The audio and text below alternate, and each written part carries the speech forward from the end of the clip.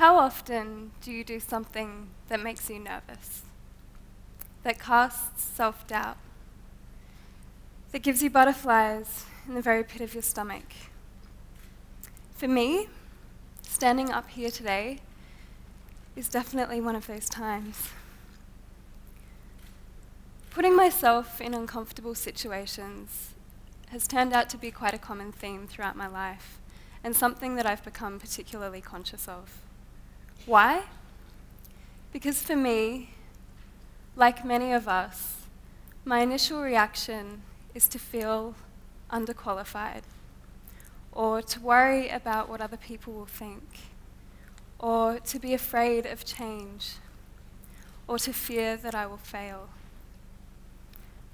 So for me, getting up here today was about casting away self-doubt.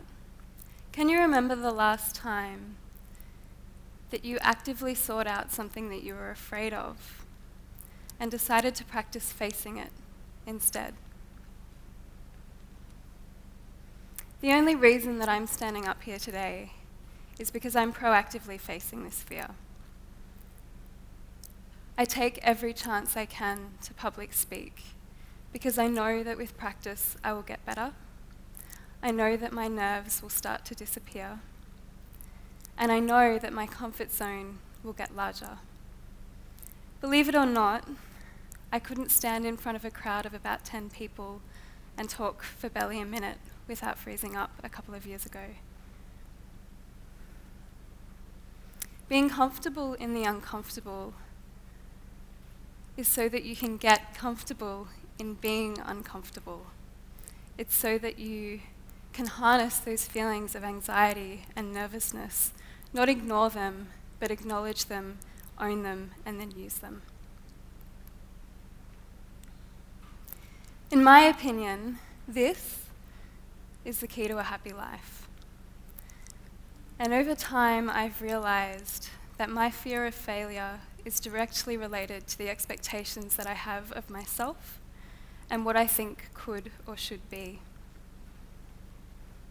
I grew up in middle-class Melbourne. I come from a very loving family who always encouraged me to be ambitious and independent.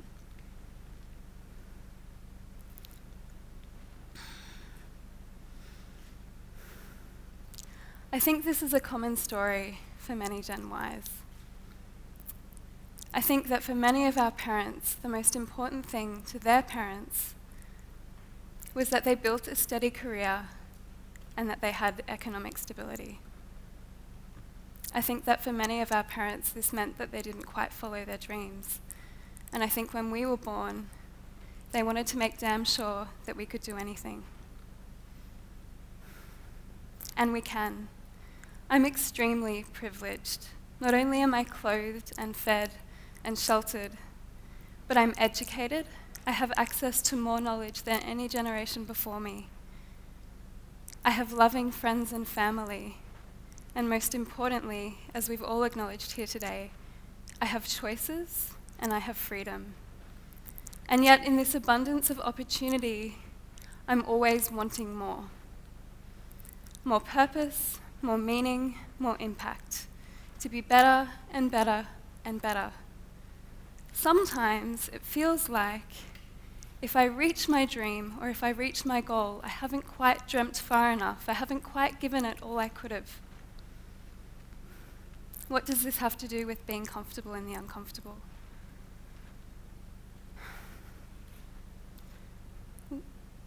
When our expectations exceed reality, we can become disappointed.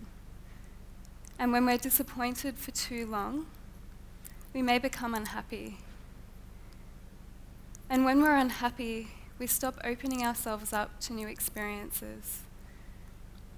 We stop allowing ourselves to get uncomfortable, and we start believing that we're not worthwhile. We allow all those negative voices inside our heads, who are far more comfortable in what they already know, to rule our minds. I've fallen victim to this more times than I can count, including the lead up to this speech. And the reason that I'm talking about this topic today is because I want us to all be able to harness being comfortable in the uncomfortable. I want us to know that there's nothing wrong with feeling that way, but there's everything right in trying to overcome it.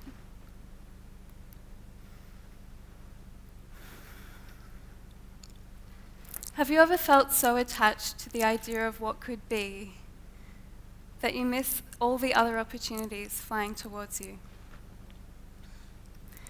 When I was 15, my parents announced that we were moving to Queensland.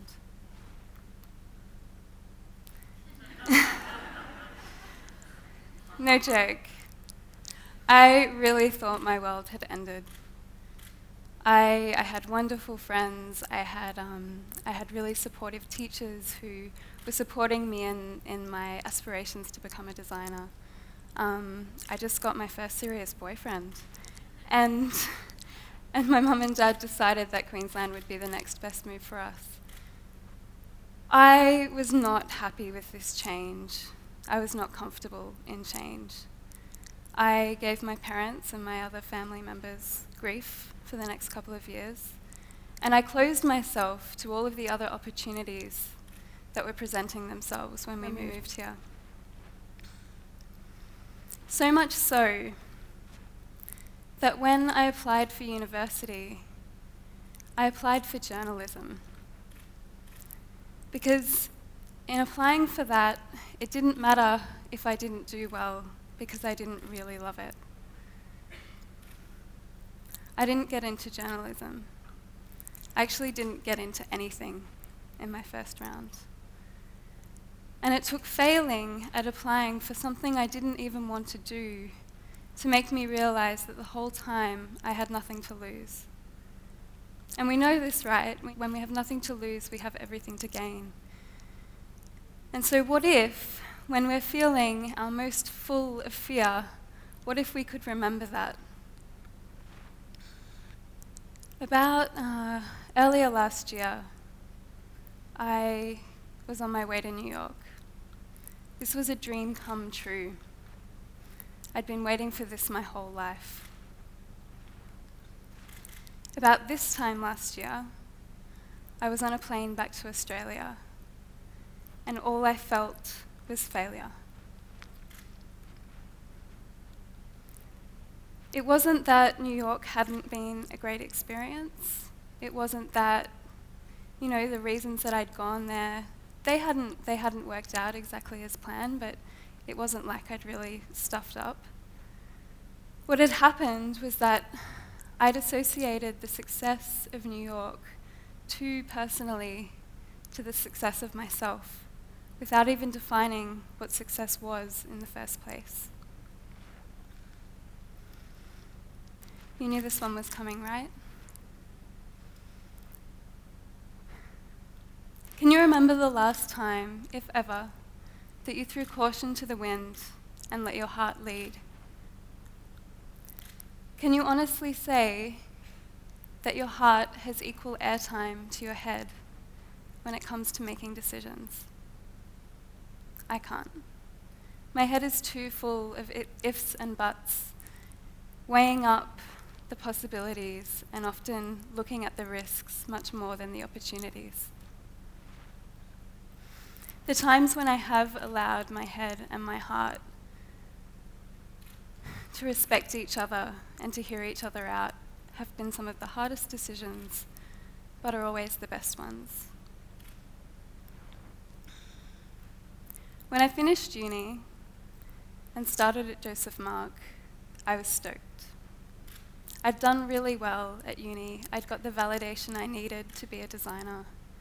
I had confidence, and I was excited about my future. I was open to my future.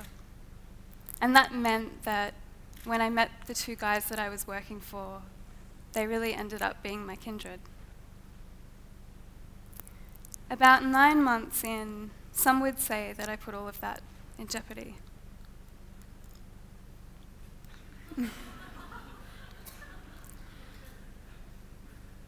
I never really considered him my boss, though, and it was only natural that I was going to fall for someone who loved and was passionate about the same things that I was. But people close to us, our friends and family, they weren't so sure. People close to us felt uncomfortable. And it was only because they cared about us and the business, but surely this couldn't be good for either of them. Some colleagues felt uncomfortable, but most importantly, we felt uncomfortable. I stopped being able to listen to my heart and only listen to my head. And the voices that filled it and the uncertainty that I felt that everybody else didn't approve or didn't support or didn't like what was happening. And eventually, I lost myself. I lost myself in being what I already was, but in a way that I wasn't. I lost myself because I listened when people thought that I was Ben's secretary in a meeting room.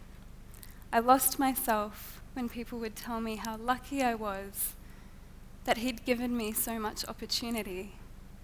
I lost myself when people would exclaim how I was the one to bring all of his visions to life. He was my picture of what this thing should be, but I was already my own version of that. And it took getting some coaching eventually, finally confiding in girlfriends because I'd been too scared to even talk to them about this. And eventually, and this is quite a cliche, but eventually I realized that I was never going to be a Ben and that it was better that I was Jess. I've been working with Ben and Josephmark for the last 8 years now. We're engaged, and I'm now a partner in our business. I definitely wouldn't say that the last 8 years have been easy, and in many ways it would have been easier to run away.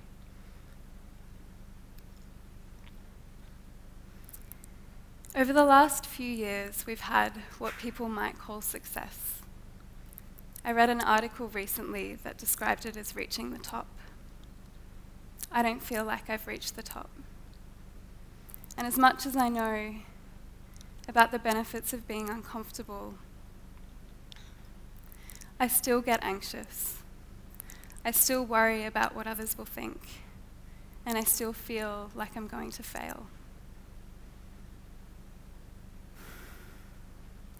My English teacher once told me that he admired my ability to appear so calm on the surface. This was just after I'd moved to Queensland. But I guess I liken it to a duck who does look so serene on the surface of the water, but underneath, his legs are paddling so fast to keep up. And it's how I still feel a lot of the time. I've learnt to get comfortable in the uncomfortable. As creative director at Josephmark, I lead a team who by their very nature have to be comfortable in the uncomfortable. We envision new futures for new verticals and industries and market spaces. And if we didn't allow ourselves to fail, then we would never innovate. Yet, as I get older, and as I observe others that are older, I realize that my natural desire to seek new challenge or change is decreasing. I want to be more comfortable than uncomfortable. I was talking about this with an older lady that I respect, and she said, "Yeah, but isn't that wisdom?" And I guess to a certain extent it is. As we have more experiences, we learn where we're comfortable and where we're not, and we adjust our lives to suit that. But I think not being able to cope with change or not seeking change and not welcoming uncomfortable situations can be bad for you at any age.